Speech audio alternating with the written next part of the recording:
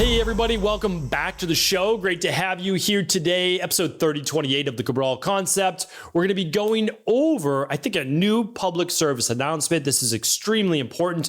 They are getting rid of all of the different words and numbers associated with typical artificial dyes in foods and in cosmetics and much more. So you can no longer reliably look at a label and say, are there any artificial colors in this? And again, we don't want artificial colors because they mess with our brain, our nervous system, and our immune system because they can create inflammation. This is extremely important, especially over in Europe. They've already stated that this can cause issues, especially in children. Well, the FDA recently announced that it no longer regards artificial colors as generally safe. It actually has retracted its statement, which again is why we always have to be careful about, being too convinced by science and the FDA and conventional medicine as to what's actually healthy for us and what's not. Because many times in the future they say, oh, sorry about that. Yeah, this actually isn't safe, but you've been doing it for the last 20 years. So let's be careful. One of those is, of course, putting mercury in your mouth. It makes no sense at all, but dentists still, continue to do that to this day. It's not the dentist's fault, but of course, it's the larger organizations that promote that this is what we do. All right, but that's neither here nor there. Let's get back to the artificial colors. So here's what I want to share with you here today. Where do these come from? What are they? And now the new names for all of them, because there are 7. Before I shared with you, this is going back well over a year ago, Allura and Tartrazine. Those are the 2 that we knew that were brand new, that were coming out. Now we have all 7 for you here today. The interesting thing is that I actually found a chemistry-based website that is promoting this, because it is, in foods and cosmetics, as to how you can use these to create the look and feel that you're going for. Because after all, why would you put an artificial color in something? Well, if you're trying to essentially sell it and promote it, I'm going to give you 2 stories here. So the first one is this. When you go to the beverage section in like a CVS or a Rite Aid or whatever it might be, they found in marketing-based focus groups that the brighter the color, the more people were attracted to it. So when you were trying to create these drinks like a Mountain Dew, right, you had to make it bright yellow in that bottle.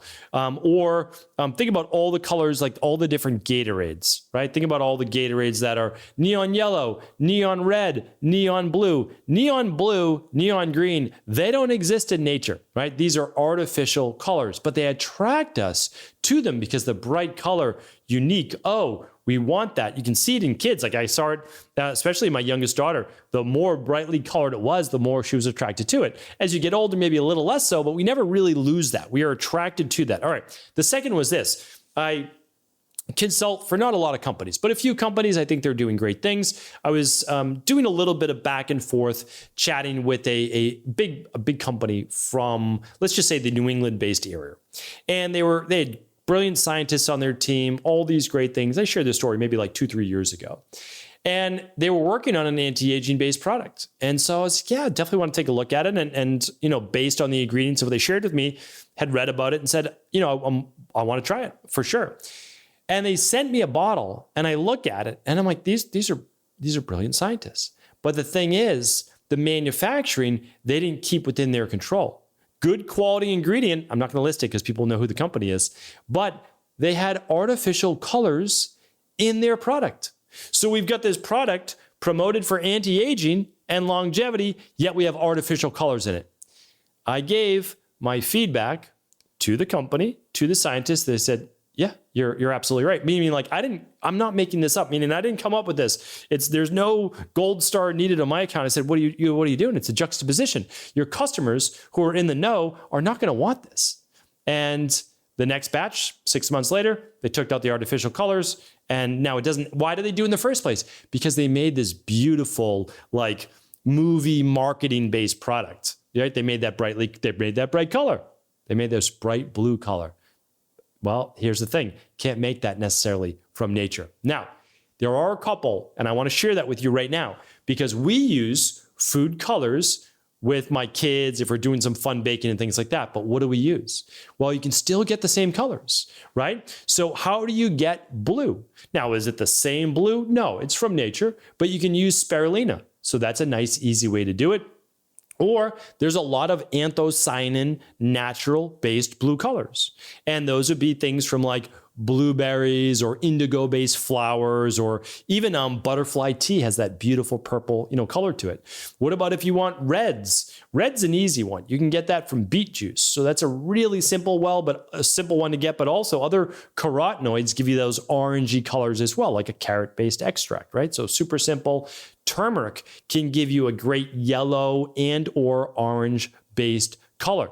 What about green? Chlorophyll. Super simple. You can use chlorophyll to get these greens. So you can still get food colors to make interesting, fun things, but you don't need to use the artificial colors. So as I shared last Friday and I'll share today, artificial colors, and I'm going to name them in 1 second, used to come from coal tar, legitimately tar, right? Like coal tar, nothing we would want to put in our body. Then they said, oh yeah, this isn't healthy. This is a bad idea. Where else are we going to get it from?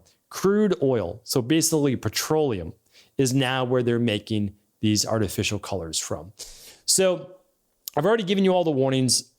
You probably, you're into natural health, so I don't think that you necessarily think that they are healthy. The FDA has already retracted their statement. There's also 91 other now different dyes that were once approved that could be used in cosmetics, but I'm going to go over those numbers right now. One more stat though, or I couldn't hold back on this one, is that this is a direct quote. So what was once reserved basically for an every once in a while thing, celebration, etc., is now being used with an increase of 5-fold, meaning artificial colors. Artificial colors are up 5-fold, 5x, since 1955, up from 3 million to 15 million pounds per year, 90% of which is from yellow 5, yellow 6, and red 40, right? It's unbelievable. So when people say, oh, well, what are these things toxins? Well, here's one. From 3 million to 15 million pounds from 1955 and after. And of course, there's no shortage nowadays as well. Now let's take you through the actual number-based grid. And this is right on the chemistry-based website. Okay, so here we go. We have our blue 1 and blue 2. All right, so we've got two blues. I'm going to actually literally give them to you so you'll be able to point them out as well. A light blue, the light blue is called blue number 1. The dark royal blue is called blue number 2. All right, then we have green 3. So you see green 3, what is that? That's your bright green. We have red 3. Red 3 is more of a pink. So when you see a pink food dye, say, oh, does it have red 3? You don't have to memorize these, but it'll be good for you to know. Then there's red 40. Red 40 is the bright, like lipstick red, like a dark, or not a dark, but a bright red, like you might see a bright red lipstick. That's the only thing that's like coming to mind there for that bright red, like fire engine red. That's what it would look like, okay? Yellow 5 is your neon yellow color. And then we have yellow 6, which is your darker, it's your orange, right? It's a dark yellow, but it's really an orange. All right, now let's go through the new names for those because they're no longer having to designate these with just the blue 1, blue 2, green 3, etc. All right, so blue 1, the lighter blue is called Brilliant Blue FCF. All right, so on the back of a label now, if you see Brilliant Blue, maybe it has FCF, maybe it doesn't, you know that that's blue number 1. All right, blue number 2 is called Indigo Teen. Makes it sound like it's all natural, right? From nature, indigo. Indigo Teen is the synthetic version of indigo, of blue, right? So it's the synthetic version of natural indigo in nature, Indigo Teen. All right, so again, not natural, synthetic version of Indigo Teen. Probably, by the way, the most natural out of all of them, just going to say that, is the Indigo Teen. It's just a man-made version of it. So that would be like my least egregious, but still not going with that, right? All right. Now the green turquoise color, green 3, it's called Fast Green. Fast Green FCF. Red Number 3 is called erythrosine. All right, so the back of a label, if you see erythrosine, that's the pink. The bright red, the fire engine red, is called Allura. We went through that before, right? Allura, A-L-L-U-R-A. And then we've got the at least as popular yellow called tartrazine. Those were the 2 first original ones that we found out about. Okay, that's yellow. And then the sunset yellow, it's called sunset yellow FCF. That's yellow number 6. Sunset yellow is really an orange color. It's just called sunset yellow, setting sun, more orange. Those are your 7 main food-based colors that now, instead of looking at the number and knowing that it's blue, it's green, it's red, it's yellow. No, it could be brilliant blue, indigo teen, fast green, erythrosine, allura, tartrazine, or sunset yellow. They sound a whole lot nicer, right? Than all the different paint numbers basically that they are. So I just wanted to share that with you here today. Little public service announcement. I would say a public service warning, just to make sure that you're just limiting your exposure to hopefully completely eliminating them if possible for you or for your kids. Because I'll end with this quote from the UK. I think that this is important to understand that this isn't just a natural health thing, that government bodies, organizations can't overlook this any further. In the UK, artificial dyes are allowed, but require a stricter warning label on the package that says may have an adverse effect on activity and attention in children. What does activity and attention in children typically translate to? I'll let you open your mind, think about what that may cause.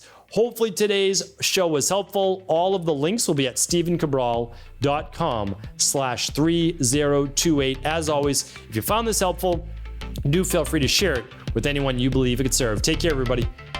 Thanks so much for tuning into today's show. Before you go, don't forget to hit that subscribe button. I want to make sure that you're getting our daily content, not missing out on anything functional medicine, wellness, weight gain, weight loss, anti-aging, living longer, stronger, and all of the most cutting-edge research. And if there's any topics you want to hear, feel free to leave them in the comments below. Take care.